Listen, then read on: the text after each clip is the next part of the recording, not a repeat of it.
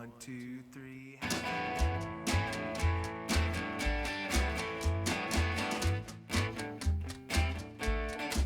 It's the South.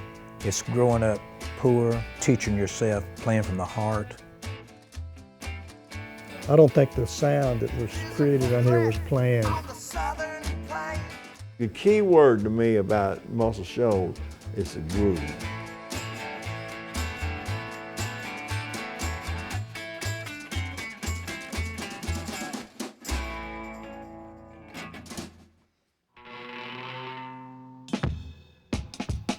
Here we are, we're in Muscle Shoals, Alabama.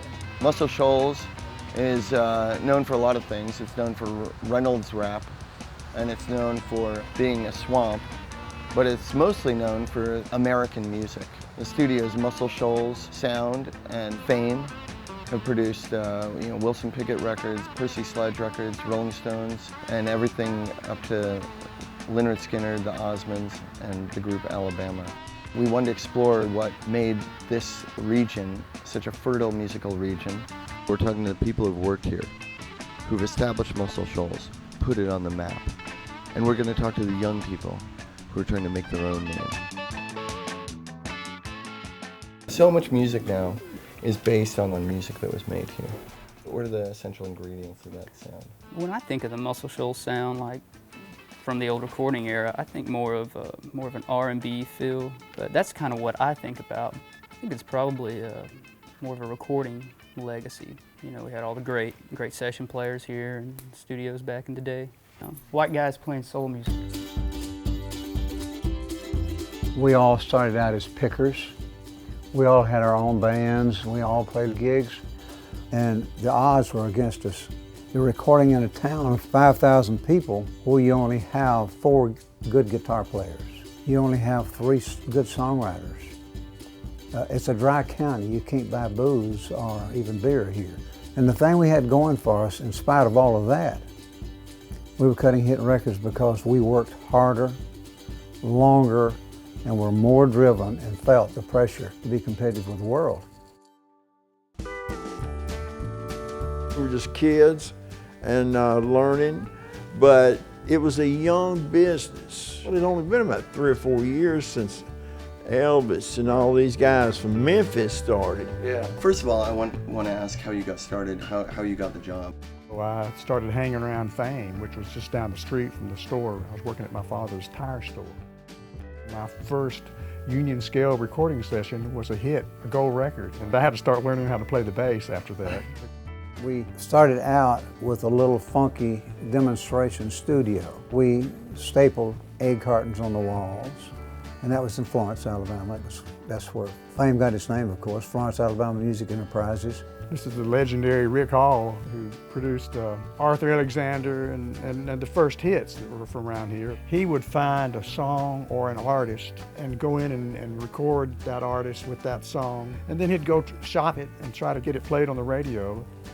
I went on a tour, we called it the Great Vodka Tour, and any black station that had a tower, I'd take them a bottle of vodka or a bottle of gin or whatever. And then we left town and we're driving down the highway and we'd take a swig of vodka and say, hey, they're playing our record. Yeah. It all started out with black music. Yeah. And I want to make that clear.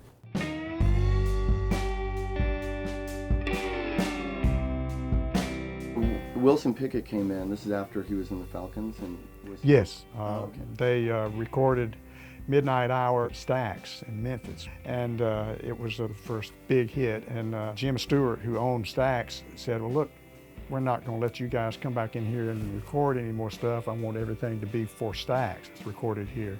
And so Jerry Wexler started looking for another place to record, and that's when he brought Picket. What really got Muscle Shoals music happening was Jerry Wexler bringing Wilson Picket, and then later on Aretha Franklin.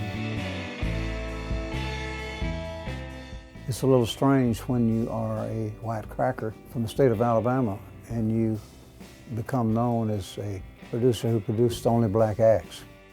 So when you get the Rolling Stones and Otis Redding and on, you start to make your mark and the word gets out. Wait a minute, what's going on down in Muscle Shoals, Alabama?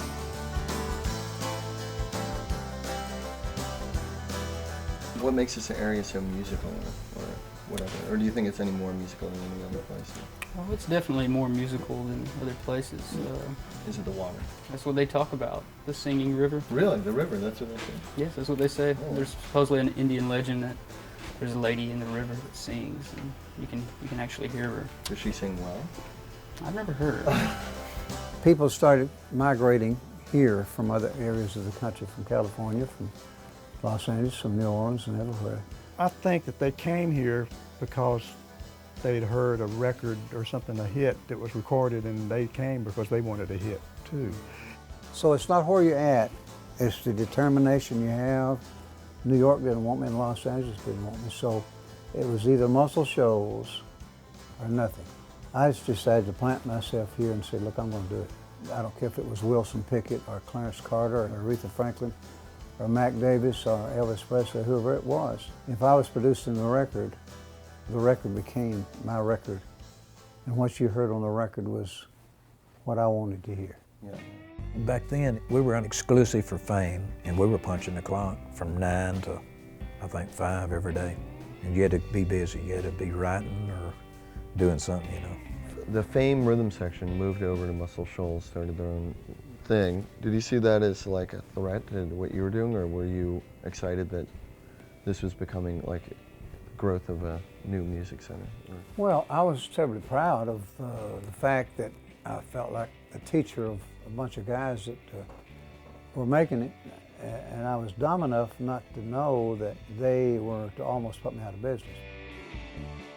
The Muscle Shoals rhythm section were the rhythm section at Fame before we left and started Muscle Shoals Sound Studios. And so when we left, Rick was a little pissed off at us for leaving him. But he went right ahead and hit records without us. They were so good at what they had done, and they had learned so well that they were kicking my ass. When Rick started having his success, and as a result, me, guys I worked with, all of a sudden people thought that we were experts almost. And so you think, well, maybe I am. Just one thing led to the other, and it just built up to what it is or what it became, you know. But it was those early days of young people learning as we went along, you know.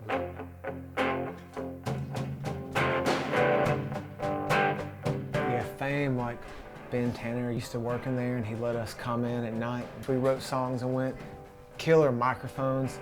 It recorded it perfect. If I go to my brother's house, this real sassy record player, you can like hear the earth being ripped apart.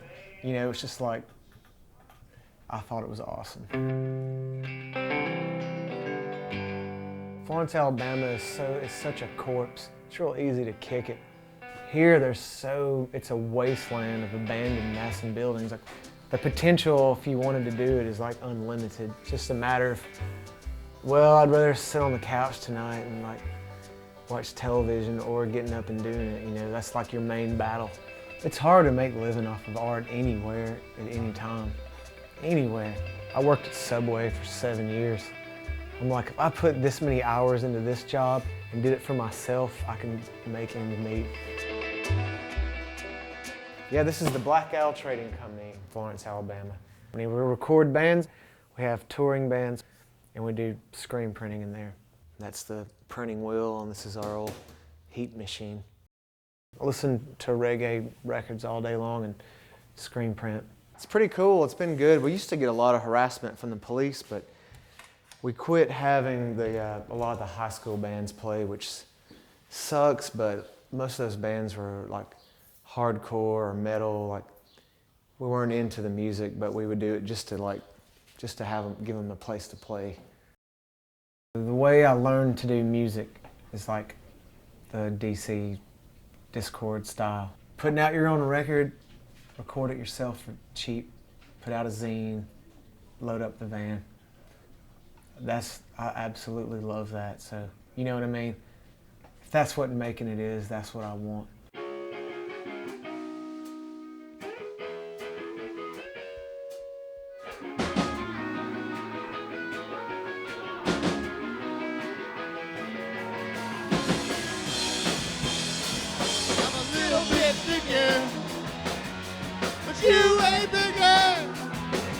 You know, there's a lot of the older guys, they'll They'll tell you a lot of good stories, that's for sure.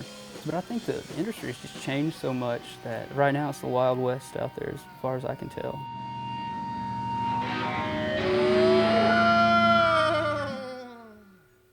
In Florence, there's not really like a music venue. There's bars, and they have like a PA system set up. A big holdback is a law called 4951. You can't have more revenue coming in from alcohol than you do food, and it has to be in a 49 to 51% ratio. I'm like the only guy that I don't care about that law. All you gotta do is clear furniture out of the room. You know what I'm saying? The lousiest nights I ever have are in bars anyway. That's just me. The best times I have are like in those weird kind of shows in the laundry room. So yeah, what's it like being in a group here? Travel a lot if you wanna really play. You know, it's not your ideal place. You know, bands try to tour through here, and we can't find shows for them. And people are really beating down the door to come through here now, but you can't. You know, you just can't fill up a place on a Monday night or a Tuesday night. People would rather go and watch someone cover a song by a guy that might be playing down the street. That, you know, the original guy. Yeah. We play on a Wednesday night, which in the South, that's church night. I'm wondering sometimes if Elvis Presley couldn't show up and draw 5 people or something. It's just that people, it's not a really big scene around here like it is in a larger city.